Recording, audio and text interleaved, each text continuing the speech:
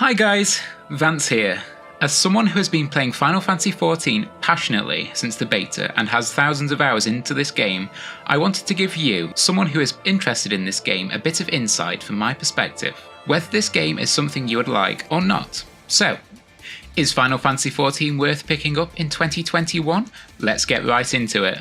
Final Fantasy XIV takes place in a fictional land of Eorzea, 5 years after the events of the original 2010 release.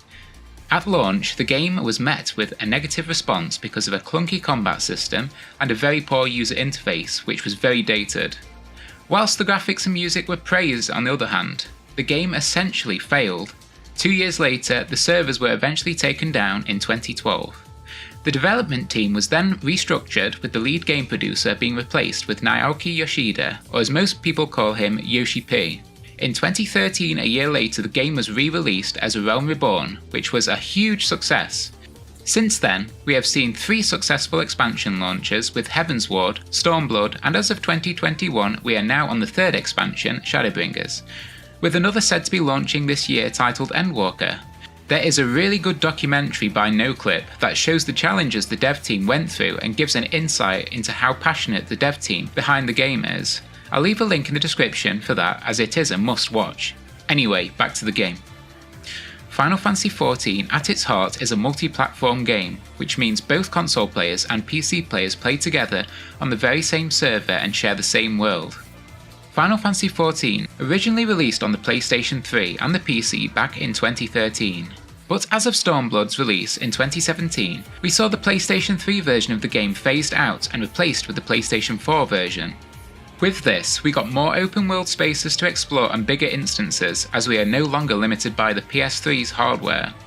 With Shadowbringers, with the most recent patch 5.5 has seen the release of a PlayStation 5 version, which brought in some nice quality of life changes that PC users got to take advantage of also, such as super fast loading times if you are using a solid state drive, and 4K resolution user interface and icons. Considering the game is now on the PlayStation 5, what are the graphics like? As I just mentioned, the game did originally launch in 2013, but despite this, the graphics are quite beautiful. However, if you take a closer look, you will see the game is starting to show its age, most notably the textures. The textures are very low resolution, and it is more noticeable now that we can run the game at a 4K resolution, as the textures don't upscale that well. Sometimes this can be quite jarring, especially on ground textures and flora. Your characters stand out and look like they're from a different game. I will say that they have made use of some of the hardware, with opening up instanced areas making them larger and feeling more open, which is certainly more welcome. I do wonder, however, how Endwalker will improve upon this. I guess we will find out more with the coming FanFest in a couple of weeks' time. Do stick around as we will cover that in a video. Final Fantasy XIV has a very generous trial system, one which I'd hope other MMOs would take note of. The trial allows you to play through the entire core story of A Realm Reborn and the first expansion, Heavensward. It allows you to level up to level 60. With these 2 alone sees you have hundreds of hours of content for free. There are a few caveats however. There are some restrictions, such as you cannot whisper people in game, you cannot access the market board, which is essentially the auction house, and you cannot invite players to a group, but you can be invited and you cannot join free companies, which is a guild. There's a full terms section on the official website if you wish to know more. Once you're ready to get the game, you're probably wondering about what payment model the game has. Well, it's very similar to WoW, where you buy the boxed game and have a subscription running alongside of it. The only difference being, the game has a choice of 2 subscriptions, which is paid monthly. One which is slightly cheaper, coming in at £7.69 a month. However, this restricts you to only having 1 character per server, or the full standard price of £9.99, which allows you to have multiple characters on 1 server. I'm willing to bet the majority of you will probably go for the cheaper option, since you only need to have 1 character, as all jobs in the game can be played from 1 character. The game is designed for you to put in a significant amount of time and investment into that 1 character, and not many things are account-wide either. So tell me Vance, what is the group content like? Well, dungeons are slightly different to what you're probably used to. A dungeon consists of a 4-player group, 1 tank, 1 healer and 2 DPS. Generally, dungeons have 3 bosses throughout, with mob groups separating them. The main difference is that dungeons have an ability that is shared by the entire group, and anyone can use it. It's called Limit Break, which is an ultimate ability built up over time, and it's different depending on which job or class is using it. So, for example, a healer using it will do a huge surge of healing. However, most people always save it for the DPS to use on the last part of bosses' health pools. For people who are interested in raiding, there's a cool collaboration event going on at the moment with the Nier franchise, which is a 24-man raid, and as of this current patch, we're on the 3rd release of the Nier series raid. So there's plenty to do and many transmog from these raids to obtain. I would love to cover PvP, but everyone who does play this game knows it isn't the best in this game. Actually, for this video I tried to queue up for PvP roulette to showcase it, however, I was sat in the queue for almost an hour and had to give up. It doesn't appear to be a feature that is well favoured, so if PvP is something you must have, I would suggest looking into this a bit more to see if it is for you.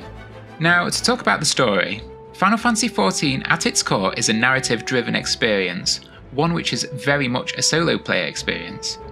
Throughout the story, you'll have times where you'll be required to join up in random groups for dungeons and boss instances, but yes, aside from those, it is definitely a single player experience, and it is quite difficult at times if you want to go through it with a partner.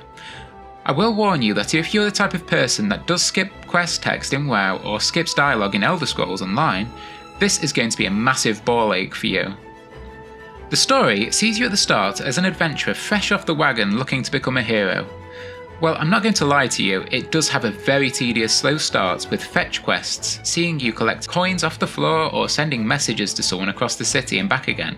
If you can see past this, the story does open up at around level 40 to 50, which quickly ramps up into a fantastic adventure. There's one small thing that I hear from a lot of non-native English speakers from my community, and that is that sometimes the characters in the story, such as Oriange, can speak in a very complex dialect, which is kind of a mix of Shakespearean and hyper-formal English. So I'd 100% recommend you use your own native language for the game, as that is only restricted for the English version of the game. The game does offer a story skip potion, which you can purchase from the Mog Station, which is the cash shop of Final Fantasy XIV. However, do yourself a favour and save your money, as you will be robbing yourself of quite a lot of experience and fantastic moments in this game.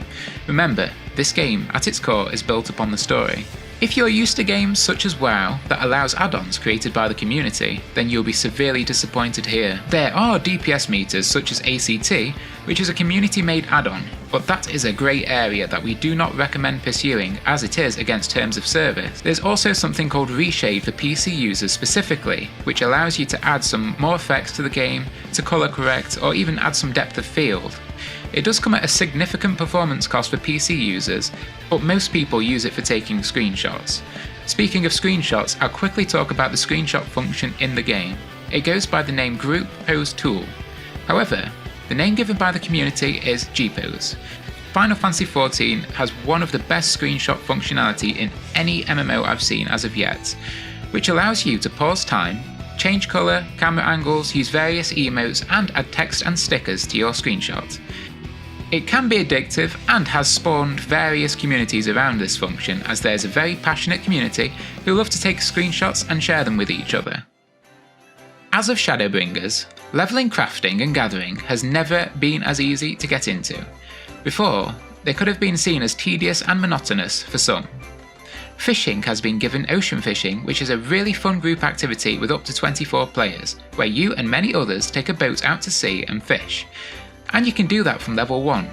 It's on a 2-hour window, and I recommend that if you want something really fun to do for 30 minutes, it is certainly worth a go. Now, I did say that Shadowbringers did make crafting and gathering easy, right? Well, with Shadowbringers, they brought in something called the Firmament. The Firmament is a rebuilding effort of a housing area located in Ishgard. To unlock this, you'll need to have progressed through the Heavensward expansion and simply have a level 1 crafter or gatherer. As a gatherer, the area features a gathering instance where you can farm materials using your gatherers for materials, and with those materials gathered, use them to craft items. Once you have crafted those items, you can hand them into a vendor, who will reward you with tokens that allow you to buy glamour, dyes and other things. One last thing I should mention, as of patch 5.5, there is now a fate system implemented into the Firmament, which are essentially crafting fates. Using your crafters, you can take part in these events, which also reward you with a small amount of XP, and exclusive item drops, such as mounts, items, etc. Now let's talk about the combat system. For some, the combat system is a make or break kind of deal. I'm not going to tell you that the combat system is amazing in Final Fantasy XIV. Final Fantasy XIV uses a tab target system which is very similar to WoW with a rotation system. I think quite a few would agree that it is kind of dated and clunky. There is no talent system in the game, and the abilities are set in stone, which doesn't really allow for diversity. There's also a high global cooldown to factor in, which compared to other MMOs is quite high. It is way more noticeable and tedious at lower levels when you have not unlocked any abilities that are off the GCD. The combat is something that can burn you out at lower levels. I know myself that the combat does however open up at around level 50, where you can start weaving in abilities off the global cooldown, so it's not as notable and feels much better. I would recommend a dancer once you have unlocked it if you want a WoW feeling character, which feels really responsive. Now to talk about the community. The Final Fantasy XIV community can be extremely helpful and welcoming to new players. But like any MMO, this community also does have a negative side to it, which can be perceived as very unwelcoming. Any form of criticism about the game does not get taken lightly. The community often forms as an angry mob driving the player out who disagrees with their stance, resulting with new players having normal questions getting downvoted in the Final Fantasy XIV Reddit or met with passive aggressiveness. This occurs often when talking about the story and lore of the game. The one meme used for the Final Fantasy XIV players is that they'll usually respond with "then go play WoW" or "go back to WoW." It is okay to play this game the way you want to play it, even if the story isn't your cup of tea. In most other MMOs such as WoW, the end game only consists of acquiring gear, raiding, PvP and high-level dungeons. However, in Final Fantasy XIV, for some people, the end game content is defined by what you as a person love to do. This could be transmog/glamour, for others can be housing or fishing, or maybe crafting. There's also raid content for those who want to push that with Savage raids. The dev team has content created for all these aspects with no real focus on one. With each patch of Shadowbringers adds a wealth of new content for those features of the game. I would like to recommend to not go in with the mindset to rush through to reach the end game, as you'll be extremely disappointed, as this game is most certainly about the journey and not what is at the end game. I really hope that this didn't come across as a negative video. I do love this game and definitely think it's a game worth considering, if you may have been on the fence whether or not to give it a shot. Final Fantasy XIV is most certainly a game that you can sink thousands of hours into. However, bear in mind that it comes with an extremely slow start that quickly ramps up into the adventure of a lifetime. It's the best time to play this game, as we're going into a new expansion soon with Endwalker. Final Fantasy XIV certainly has one of the best crafting systems in any MMORPG, which feels rewarding, with a vertical progression, and a gathering system that gives you materials that still hold their value no matter the expansion. Best in class housing endgame, supportive friendly community, a must experience fantasy storyline, one of the most passionate dev teams in the business, beautiful gear and transmog/glamour that looks wonderful with the ability to dye items, a great guild system,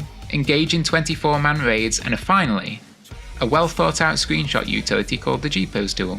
Now it might not be for you if these bother you though. It takes a long time for the combat system to open up, some heavy instanced areas, dated graphics and textures, one boss savage raids, clunky transmog glamour system with the glamour chest, a lot of fetch quests early on in the game which are very tedious, the achievement system is very lacking, a lot of items are on the cash shop, and sometimes the way the story is presented with a mix of voice acting and non-voice acted story quests is sometimes immersion breaking at times. Do tell us if you picked up Final Fantasy XIV recently, or even if you're a veteran, tell us your thoughts down in the comments below. If you want to see more from us, please do consider subscribing, as we have many videos on the horizon. Thank you so much for taking the time to watch this video. I'm Vance, and I'll see you in the next one.